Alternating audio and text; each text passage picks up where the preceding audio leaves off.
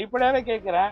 இத்தனை ஆண்டு காலம் 33, 34 வருஷம் சினிமாவில் இருந்த நீங்க வந்து எங்கேயாவது உங்களை எனக்கு விஜய்னு தான் தெரியும். ஆனா இன்னைக்கு நீங்க தேர்தல்னு வந்ததுக்கு பிறகு நீங்க ஜோசப் விஜய்னு உங்களை அடையாளப்படுத்துகிறது. அப்போ உங்களுடைய நோக்கம் என்னவாக இருக்கு? சக நடிகர் வந்து விஜய் அவரும் வந்து இந்த ஆமா இறங்கிருக்காரு. ஆமா. அந்த போட்டியை எப்படி பாக்குறீங்க? இல்ல அவரு ஒரு ஒரு கட்சி ஆரம்பிச்சிருக்காரு. அவர் இப்பதான் ஆரம்பிச்சிருக்காரு. இந்த சினிமா படங்கள்ல ஒரு படத்துல சொல்ற மாதிரி, இந்த காதல் படத்துல சொல்ற மாதிரி இந்த சின்ன கேரக்டர், டாக்டர் கேரக்டர், வெளிநாட்டு மாப்பிள்ளை கேரக்டர், இல்ல ஒரு நண்பன், உயிர் நண்பன் கேரக்டர், அது மாதிரிலாம் அதெல்லாம் கிடையாது. ஸ்ட்ரைட்டா நம்ம வந்து ஹீரோ தான் சொல்லுவாங்க. அது மாதிரி அவர் வந்து இதெல்லாம் எதுவுமே இல்லை. ஸ்ட்ரைட்டா சிஎம் நாற்காலி தான்ங்கிற ஒரு கனவுல வர்றாரு. அது வந்து எந்த அளவுக்கு அதுக்கு மக்கள் அங்கீகாரம் குடுப்பாங்க அப்படிங்கிறது ஒரு மிகப்பெரிய கேள்வி. ஏன்னா இந்த தமிழகம் வரலாறு, ஏன்னா உலகத்திற்கே தொன்மையான ஒரு நாகரிக வாழ்க்கையை கத்துக் கொடுத்த ஒரு பேரினம் இது. ஒரு தேசிய இனம். ஸோ இந்த இனத்துல இந்த மாதிரியான ஒரு நகைச்சுவை காட்சிகள் நடக்குது. இது மாதிரி நிறைய நடந்திருக்கும். அதனுடைய ஒரு ஒரு பகுதியாத்தான் அதை பார்க்கிறேன்.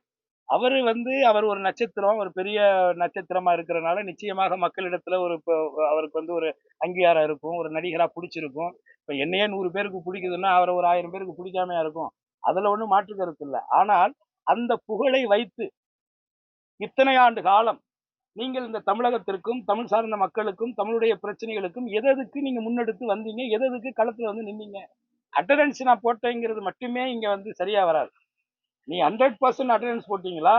நீங்கங்கிறது ரொம்ப ரொம்ப முக்கியமானது. அதுலயும் முக்கியமான பிரச்சனைகள் நீங்க என்ன பண்ணீங்க? அப்படிங்கிற ஒரு கேள்விலாம் இருக்கு. இதுவரைக்கும் நான் வெளிப்படையாவே கேட்கிறேன்.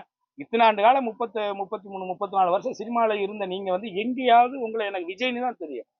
தமிழிசை மாதிரி ஹெச் ராஜா மாதிரியான ஆட்கள் தான் உங்களை வந்து மத ரீதியாக உங்களை தனிமைப்படுத்துவதற்காக ஜோசப் விஜய் ஜோசப் விஜய்னு சொல்லிட்டு இருந்தாங்க. ஆனா இன்னைக்கு நீங்க தேர்தல்னு வந்ததுக்கு பிறகு நீங்க ஜோசப் விஜய்னு உங்களை அடையாளப்படுத்துகிறீங்க. அப்போ உங்களுடைய நோக்கம் என்னவாக இருக்கு? எவ்வளவு குறுகிய சிந்தனையாக இருக்கு. இத்தனை ஆண்டு காலம் மத ரீதியாக அடையாளப்படுத்திக் கொள்ளாத நடிகர் விஜய் இன்றைக்கு தன்னை ஒரு கிறிஸ்துவராக அடையாளப்படுத்துவதனுடைய உள்நோக்கம் என்னங்கிற கேள்வி மக்கள் கேட்கிறாங்கல்ல. அப்ப அந்த மக்களுடைய வாக்குகளை பெறுவதற்காக நீங்க இப்படி சொல்றீங்களான்னு கேட்கிறாங்க மக்கள். அப்ப அதே மக்கள் என்ன கேட்கிறாங்க? இத்தனை ஆண்டு காலங்களாக இருந்த நீங்கள் ஒரு நாளாவது இந்த கிறிஸ்துவம் சார்ந்த மத நல்லிணக்க விழாக்கள்லையோ, இல்ல ஏதாவது ஒரு வழிபாட்டு தலத்திலேயோ, இல்ல ஏதாவது ஒரு பண்டிகை காலங்கள்லயோ அந்த மக்களுக்கு ஏதாவது வாழ்த்துக்களை சொல்லியிருக்கீங்களா? இல்ல அந்த மக்களோடாவது நீங்க எங்கேயா நின்றுருக்கீங்களான்னு ஒரு கேள்வி கேட்கிறாங்க. அதே மக்கள் என்ன கேட்கிறாங்கன்னா, சரி இப்ப இவர் ஜோசப் விஜய்னு தன்னை அடையாளம் காட்டுறாரு. அவங்களுடைய அப்பா சந்திரசேகர் இயக்குனர் வந்து கொஞ்ச நாளைக்கு முன்னாடி தான் நான் தாய் மதத்துக்கு திரும்பி விட்டேன்னு வேற சொல்லியிருக்கிறாரு. இது என்ன அவங்களுக்குள்ளே அவங்க அப்பா ஒரு மதம், பையன் ஒரு மதம்னு பயங்கர குழப்பமா இருக்கு.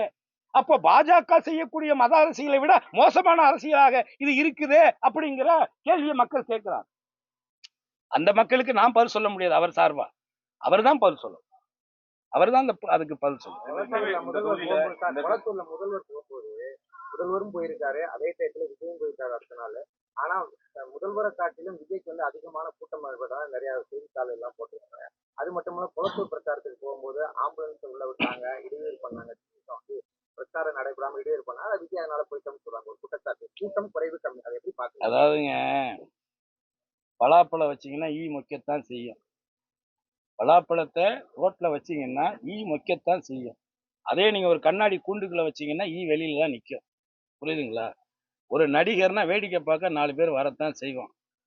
என்ன அது மக்களுடைய இயல்பு. அதனால மக்களை குறை சொல்ல முடியுமா? இப்ப கேரளாவில் பார்த்துக்கிட்டீங்கன்னா பக்கத்து மாநிலம். கேரளாவில் ஒரு நடிகர் போவாங்க, நடிகை போவாங்க, பார்ப்பாங்க. ஹலோ ஹாய் என்ன எங்கண்ணே ஹலோ கண்டு அந்த படம் இவ்வளவுதான். இங்க சாகுறான், பைக்கில் போய் விழுகுறான், கூட்டத்தில் நெரிசல்ல சாகுறான். செத்ததுக்கு அப்புறம் என்ன புள்ள போனா என்ன இன்னொரு புள்ள பெத்துக்கலாங்கிறான். இதெல்லாம் நம்ம தமிழ்நாட்டினுடைய ஆச்சரியங்கள். அதனால நீங்க பெருசா பண்ண தேவை. அப்ப இந்த ஆம்புலன்ஸுங்கிற காமெடி வந்து ஏற்கனவே இபிஎஸ்சி ரெகுலரா செய்யற காமெடி தான் அது. முதல்வருக்கு வரலைன்னு நினைக்கிறேன். எந்த கூட்டம்? விஜய்க்கு வந்த கூட்டம் அவர் சொந்த தொகுதியில அந்த கூட்டம் வரலையே. ஏங்க அப்போ கூட்டம் ஓட்டு தாங்க வாங்கணும். கூட்டத்தை காட்டி என்ன பண்ண போறீங்க? இப்ப கூட்டத்தை காட்டி என்ன பண்ண போறீங்க? நான் தான் முதலே சொல்லிட்டேன், கரகாட்டத்துக்கு கூட கூட்டம் வருதுங்க. கரகாட்டம் இருக்குல்ல, நம்ம லோக்கல்ல கரகாட்டம் ஆடுறோம்ல, அதுக்கு கூட பாக்குறதுக்கு கூட்டம் வருது.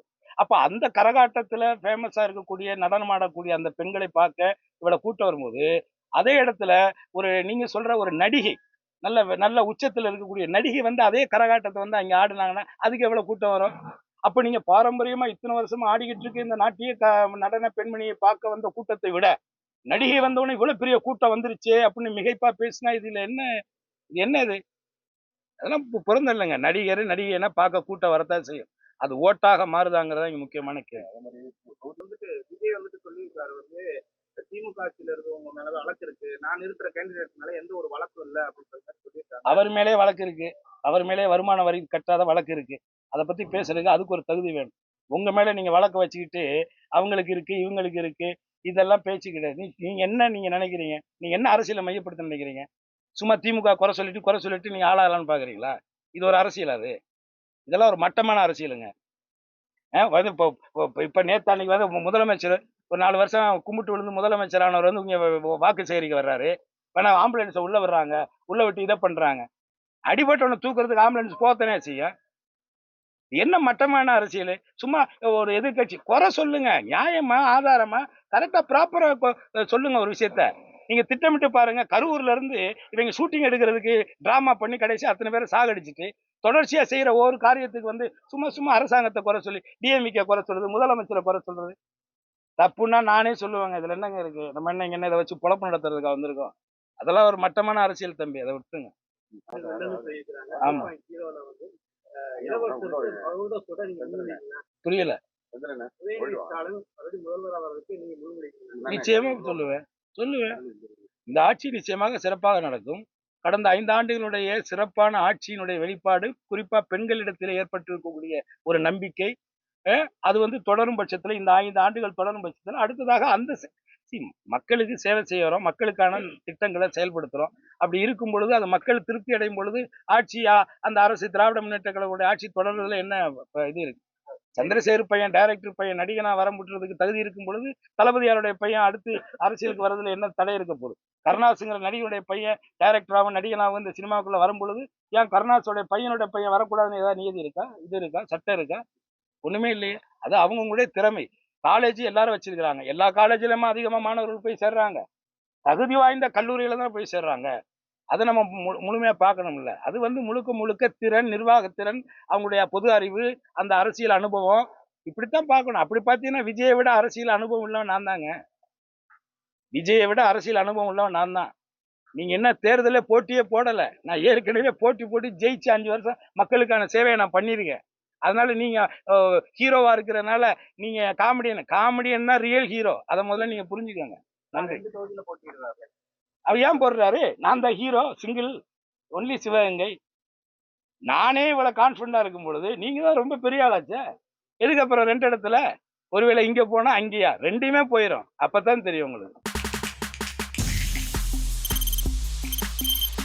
தவிர்க்க முடியாத தம்ப்நெயில்ஸ், கலக்கலான கண்டென்ட்ஸ், சினிமாவும் சீரியஸ் பிரச்சனைகளும், பல வருடங்கள் இடைவெளிக்கு பிறகு இந்த படத்துல ஒரு கலகலப்பும் கைகலப்பும், போயிட்டே தான் இருக்காரே தவிர பிரேக்கே இல்லாமல் பிரேக்கிங் நியூஸ் சொல்லும் தந்தி டிவி ஆப். இன்ஸ்டா தலைமுறை வரை இறங்கி அடிக்கும் தந்தி டிவியின் டிஜிட்டல் எக்ஸ்க்ளூசிவ். அது தண்ணிக்குள்ள போகும்போது ஹேங் ஆயிடுச்சு. உங்களுக்கு விஜய் சார் எந்த அளவுக்கு ரொம்ப பிடிக்கும்? Of course, Malayalis are huge Vijay sir fans. 2 பேருமே ரொம்ப பிடிக்கும் எனக்கு. தந்தி டிவி ஆப்பை இலவசமா டவுன்லோட் செய்யுங்க. ஃபாலோ பண்ணுங்க, சப்ஸ்கிரைப் பண்ணுங்க, என்ஜாய் பண்ணுங்க.